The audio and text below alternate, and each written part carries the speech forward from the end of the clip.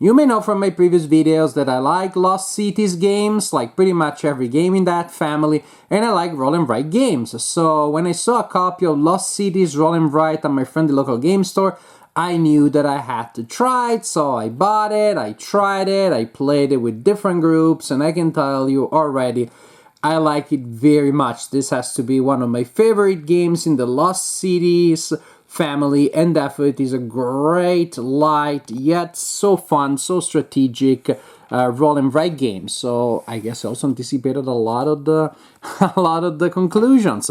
Each player in the game will have a sheet such as this one, and then you have 3 10-sided dice with numbers from 0 to 9, or to 10, because the 0 can be read as 0 or 10, depending on circumstance. And then you have these dice here with symbols and colors, each indicating one of these paths that you will have on your personal sheet. And the idea is that you are discovering or drawing paths in the jungle, and in traditional Lost City style, you had to write numbers sequentially. So when you write a number in the path, it must be equal to or higher than a previous number, not below. So if I write a 4 here, I can write another 4, and another 4, and another 4. But if I write a 7, then it has to be 7 or higher. Each player will have a sheet of paper. You need to provide writing implements for everybody. And then players will take turn being the active player. When you are the active player, you roll these dice, and then you select a die with a symbol and a die with a number. Suppose here, select blue cross 3. And the other dice are left for the other players. So by taking these 2 dice when I'm the active player, I'm committing to write a 3 on the blue path, and the other players can use the other dice, but they don't take them. So that's why 2, 3, 4 other players will look at those, and they can write the same one. Multiple players can write 3 red, or 5 purple, or 3 purple, or 5 red. So again, you always had to write a number in the lowest possible box of a path, and in that case, for example, I committed to that. So being the active player basically means you have a better pick, because you can choose from 6 dice. You also have some power when you realize that other players, especially with lower numbers, they really need a low number on a certain path. Then while you are pursuing your own interests, you can also try to be a little bit annoying.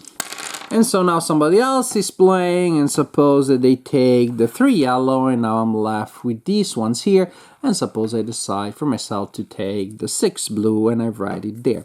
As you're writing numbers, from time to time you will hit an arrow, in which case then you can write another number on a path, including the same path. And suppose that because of that I decided I want to write a 1 here.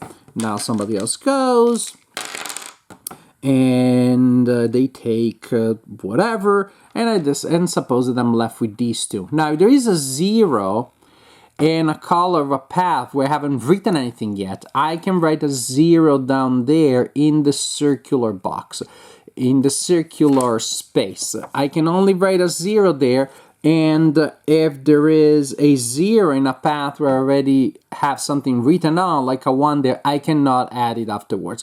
Matter of fact, when you try writing numbers in the square boxes, you may as well do that as a reminder.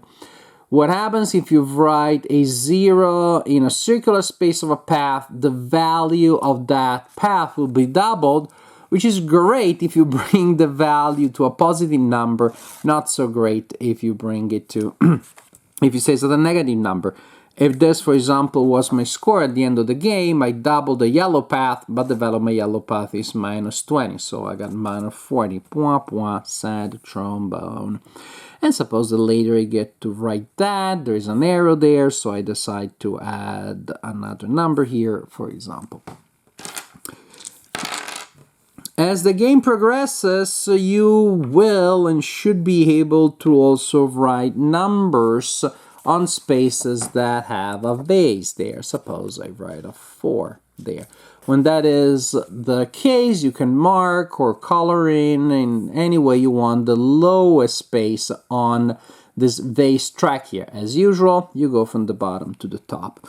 It's also possible that after you see the dice, you decide to pass, or later in the game, you may be forced to pass because maybe you have numbers everywhere, and the available numbers here are lower than the lowest one that you have. Then you're forced to pass. So whether you choose to pass or you're forced to pass, you're gonna mark the lowest space on this other track here, which represents the dice, and it's the passing track, and that's how it works.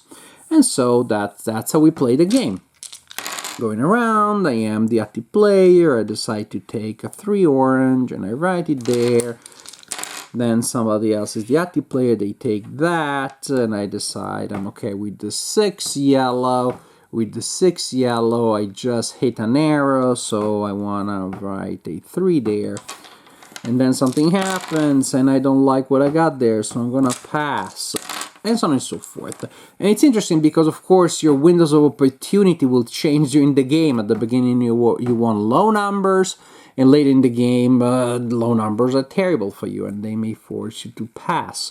But now, suppose I write that instead, 3, and I color another one here. So, you may have noticed that in the top section of the board, we have these spaces here. These are called bridges.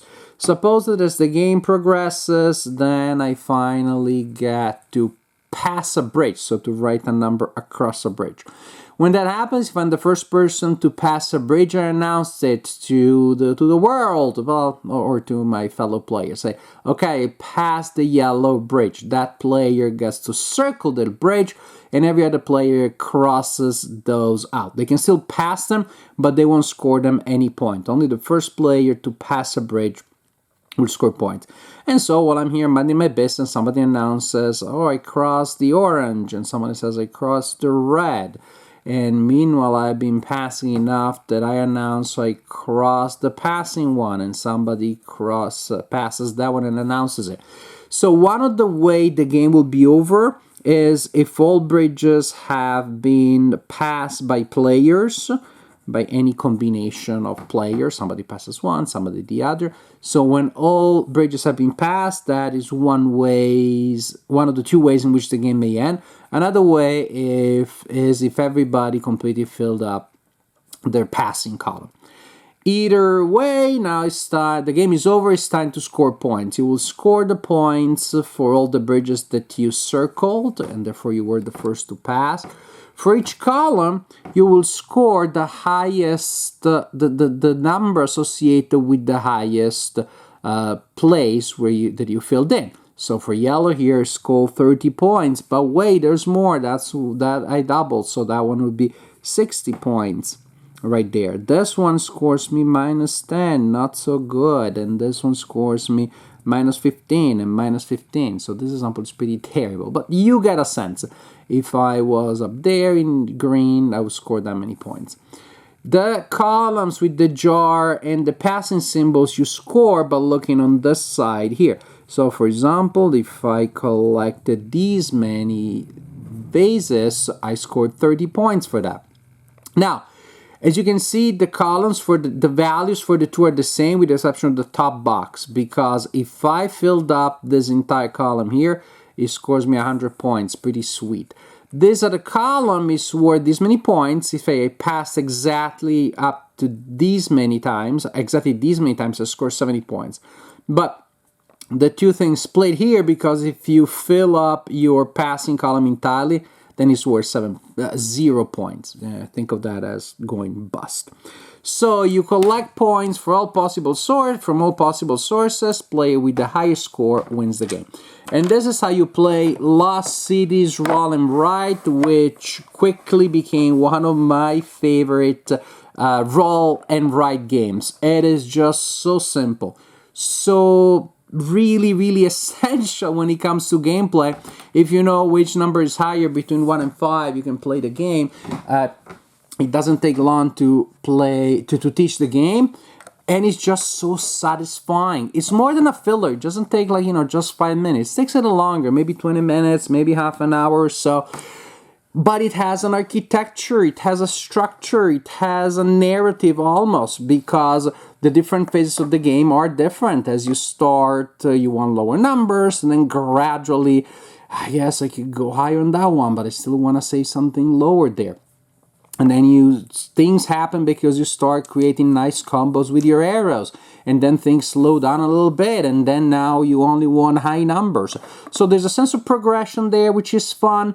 What is also fun is that you definitely are engaged every turn because you're always playing. One player is the active player, but another players have choices. And again, what choice you make is super important. When you're the active player, what choice you make for yourself and what you leave behind, equally important.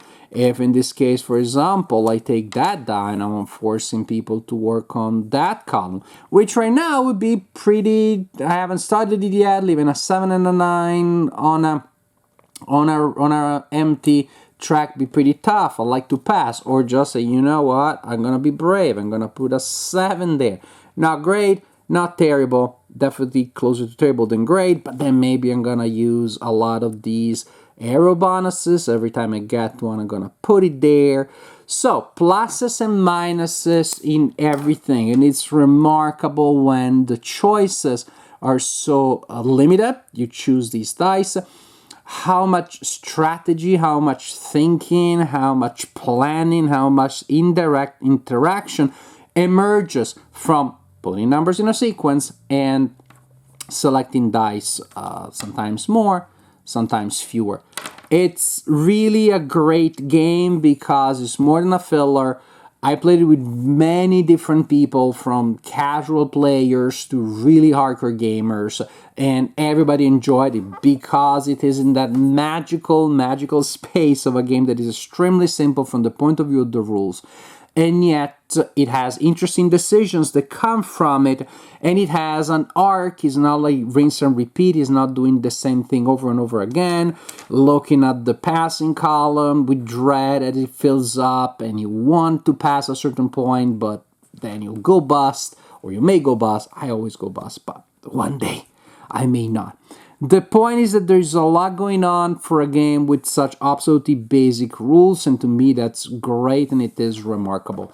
Lost Cities Roll and Write. When it comes to light roll and write games, this is definitely an excellent one that I enjoyed very much and look forward to playing more in the future.